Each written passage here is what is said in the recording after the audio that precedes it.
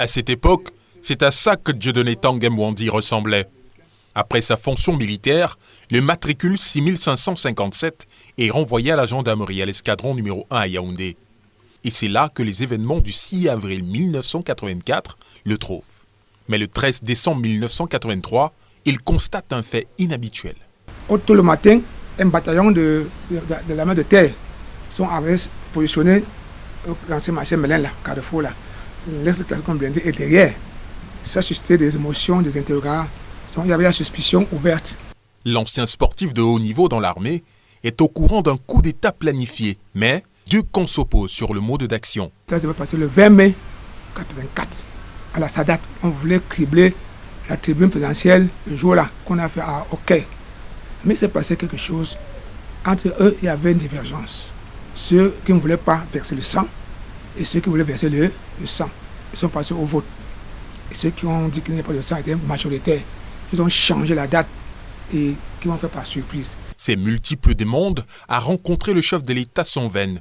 Le 6 avril, le fait se produit. Un char de guerre avance vers le domicile du général Semengue. Je vois un commissaire de police qui dirige un char blindé, l'escadron blindé gendarmerie.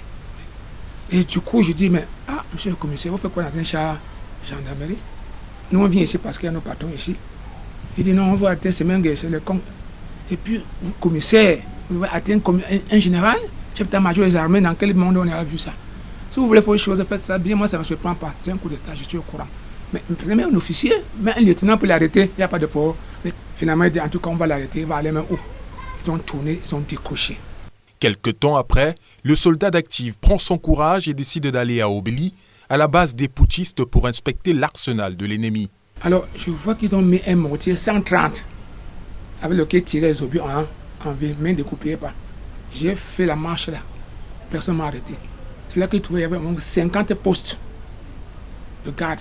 De retour au camp pour faire le rapport à ses supérieurs, Tanguy Mwandi apprend que la base d'Obéli sera bombardée et s'empresse le lendemain pour le remettre. J'ai vu un commandant que je connaissais à l'époque, Capitaine Norbert, il était chef d'état-major à l'Est.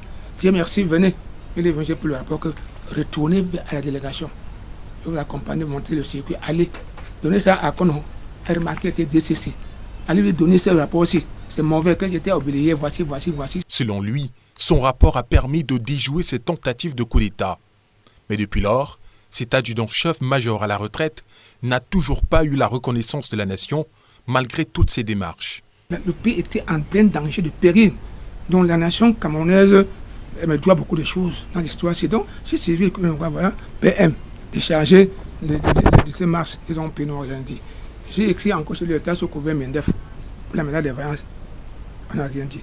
En espérant toujours avoir sa médaille de vaillance, Dieudonné Tanguy a entamé un autre combat, celui de sauver les âmes perdues comme pasteur de son église.